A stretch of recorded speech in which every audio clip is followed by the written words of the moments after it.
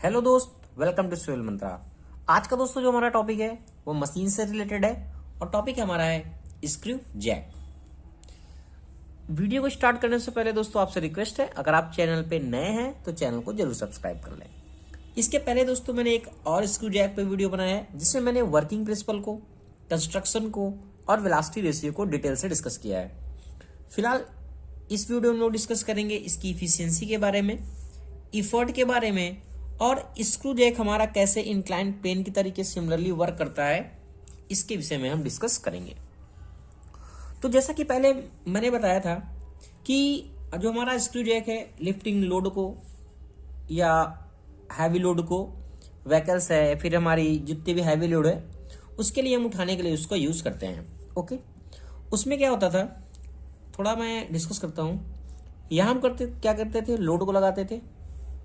एक हमारा हैंडल लगा होता था ऐसे, यह हमारा हैंडल लगा होता था और ये हमारा इसमें स्क्रू बने होते थे और इसमें स्क्वायर थ्रेड ऐसी कटी होती थी। ओके, यह हमारा एक नट होता था और यह हमारा बेस के सहारे ऐसे लगा होता था। ओके, जो तब हम जब हैंडल को घुमाते थे तो हमारा क्या होता था, लोड अपलिफ्ट होता था। ओके, कितना अपलिफ्ट होता था, जितनी हमारी पिच मूव कर दी थी। तो सपोज दैट मैंने इस इंक्लाइन प्लेन को ऐसे कंसिडर कर लिया कि ये हमारा पी क्या है, यहां इसको मैंने मान लिया ये पिच है। देखो बताता हूं, अब ये पिच है हमारी, सपोज दैट ये क्या है, हमारी पिच है। किसकी है? Pitch of screw jack. Okay, ये हम कर सकते हैं स्क्रू थ्रेड। ओके, अब देखो ये हमारी पिच है। ये पिच हमने क्यों कंसिडर किया? अगर हम यहां लोड रखें, एक अलग फिगर में भी ड्रा करूंगा दोस्तों, अगर यहां लोड रखते हैं तो क्या है, ये लोड हमारा धीरे धीरे क्या हो रहा है, अपलिफ्ट होगा। यानी ये लोड धीरे धीरे अपलिफ्ट हो रहा है, यानी कि लोड हमारा ऐसे ऊपर उठ रहा है ना, ऐसे लोड उठ रहा है, यानी पिच हमारी बढ़ रही है तो लोड उठ रहा है, इसलिए मैंने इसको ऐसे कंसिडर कर लिया। और जो हमारी पाई और डी है, डी क्या था, इसका डायमीटर था। किसका डायमीटर था? Mean diameter of the screw. जो हमने यहां डी कंसिडर किया है वो क्या हमारा है, mean diameter of the screw है। तो मैंने इसको पाई डी कंसिडर कर लिया। ओके, और ये जो हमारा अल्फा है वह क्या है, हेलिक्स एंगल है। ओके, हेलिक्स एंगल है। इस तरीके से इस इक्वेशन को अगर हम लिखें तो हम क्या लिख सकते हैं, tan alpha equal to P upon pi D. यहां तक कोई भी प्रॉब्लम नहीं है। ये यहां तक आपको समझ में आ गया कि हमारा जो स्क्रू जैक है इंक्लाइन प्लेन की तरीके से वर्क करता है। देखो अब मैं एक फिगर को और यहीं लेता हूं। मैंने क्या किया, ये कंसिडर किया।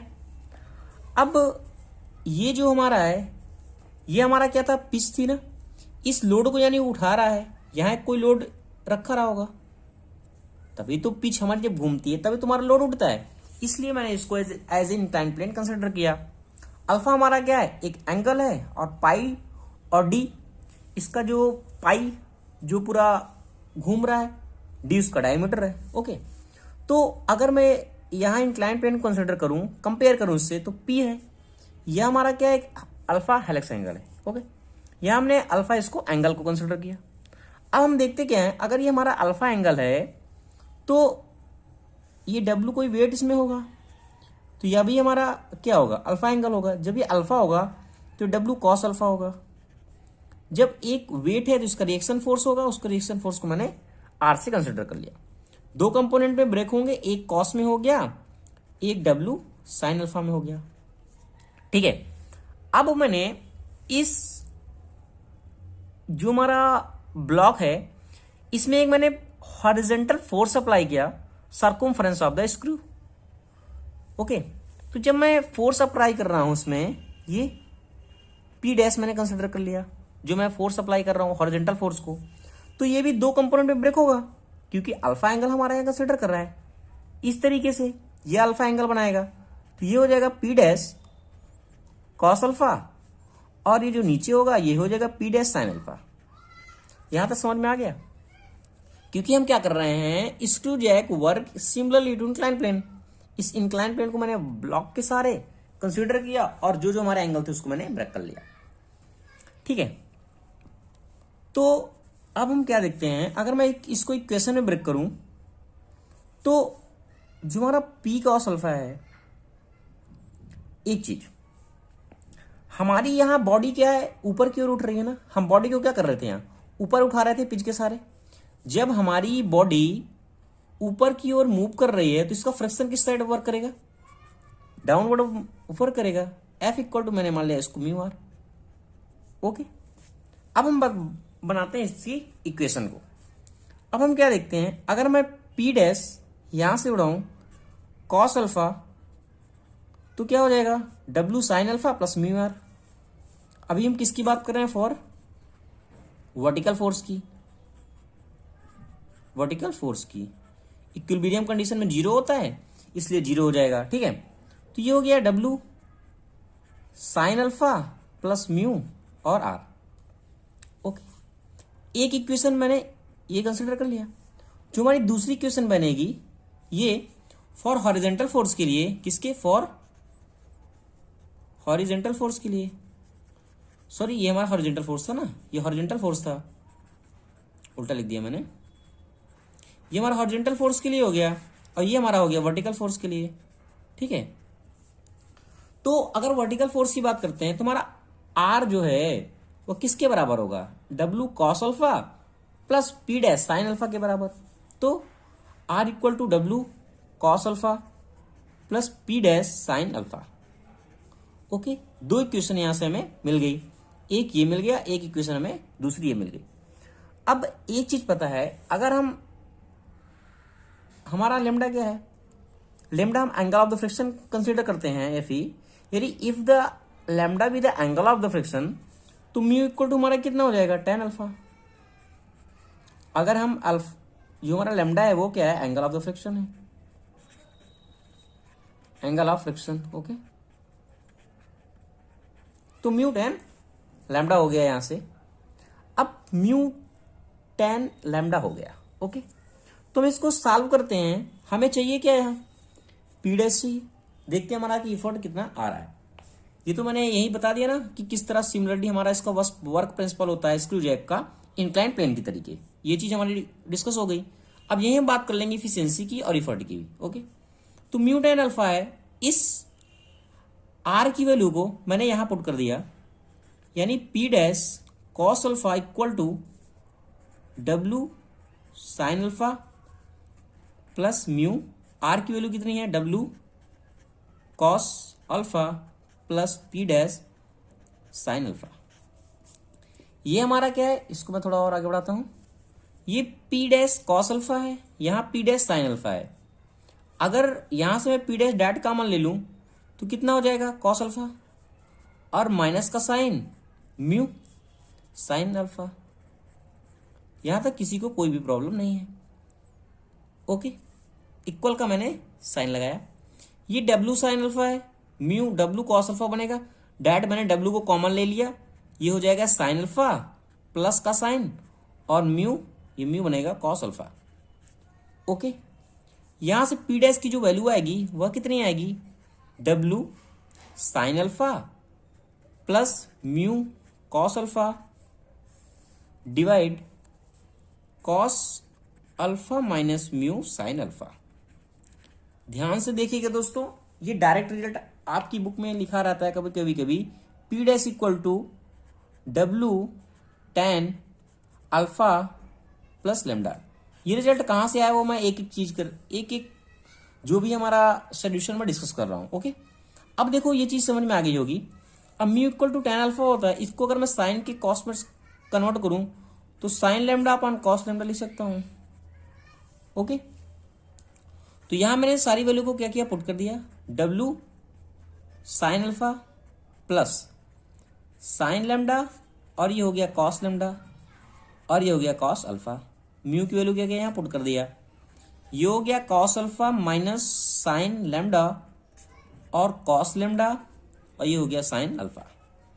अब देखो ये कॉस अल्फा कैंसिल हो जाएगा, ये यहां आ जाएगा, तो ये हो जाएगा डब्ल्यू साइन अल्फा और cos lambda, positive sine lambda और cos alpha, divide cos alpha और कॉस लेमडा माइनस का साइन लेमडा और साइन अल्फा।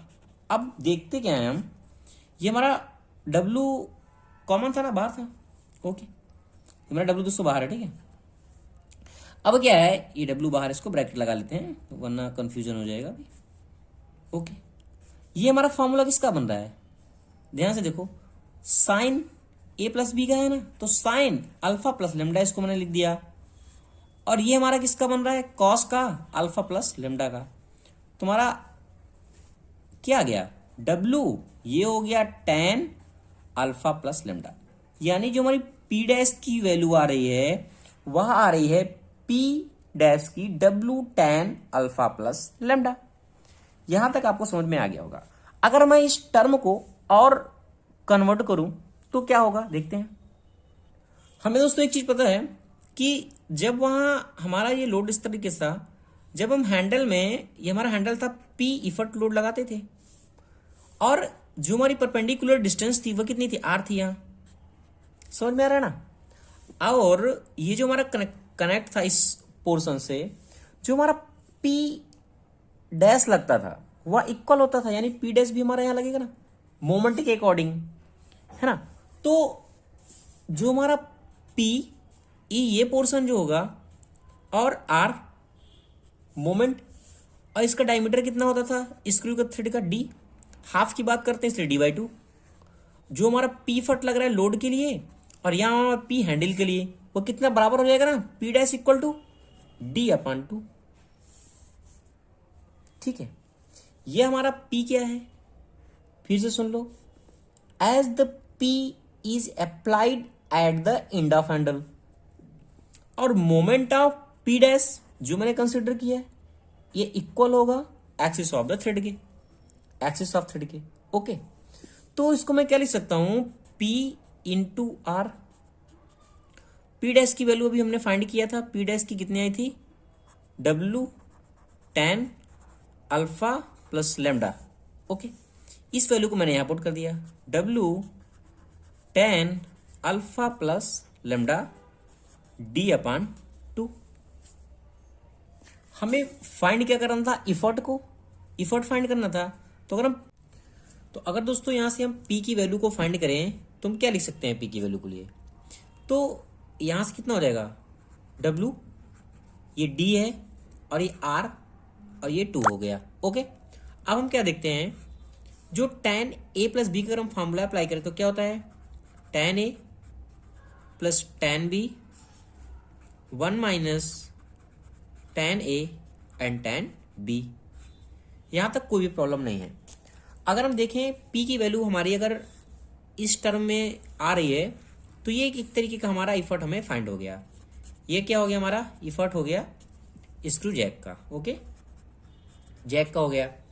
अगर इसे हम और चेंज करें तो हमने एक रिजल्ट फाइंड किया था अभी, जो हमारा tan अल्फा था वह क्या था, P/πd के बराबर था, ओके।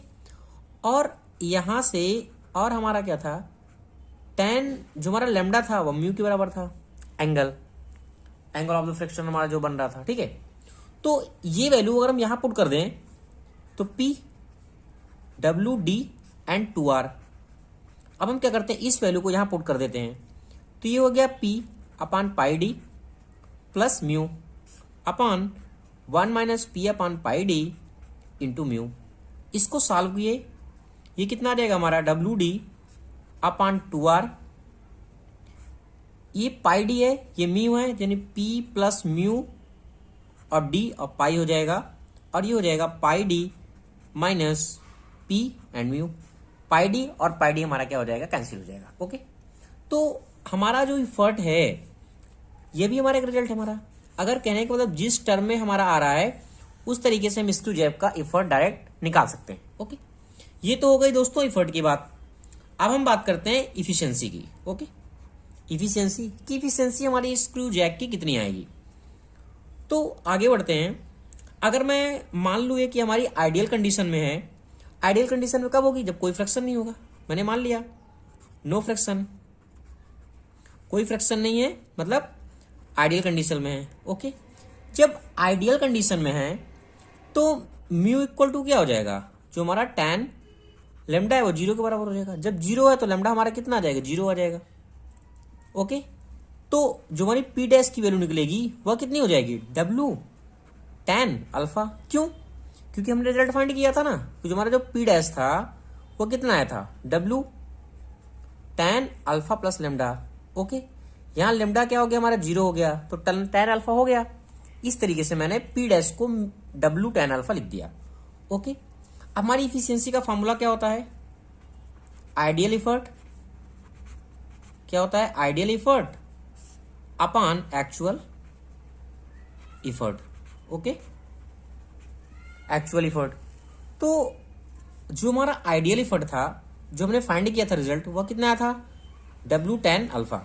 ओके, और जो हमारा एक्चुअल इफर्ट था वो कितना आया था? W tan alpha plus lambda. W से W कैंसिल हो जाएगा। ये जो हमारी इफिशियंसी फाइंड होगी वह कितनी होगी? tan alpha upon tan alpha plus lambda. यह हमारा दोस्तों हो जाएगा फाइनल आंसर। अगर हम ध्यान से देखें तो यहाँ W का टर्म कुछ नहीं आया, तो हम एक रिजल्ट और कह सकते हैं, ना हमारा लोड यहाँ हमें मिल रहा है, ना W मिल रहा है और ना P मिल रहा है, तो हम कह सकते हैं कि जो हमारी इफिशियंसी होती है वह इंडिपेंडेंट होगी। क्या होगी? इंडिपेंडेंट होगी load lifted and effort applied. Okay, तो इस तरीके से दोस्तों हम फाइंड कर सकते हैं स्क्रू जैक का कि हमारी इफिशियंसी कितनी होगी, लोड कितना होगा। सारी चीजें दोस्तों मैंने डिटेल से डिस्कस कर दिया है। Thank you watching this video दोस्तों। अगर आपको ये वीडियो अच्छा लगा है दोस्तों तो प्लीज लाइक करें, शेयर करें और कमेंट करें।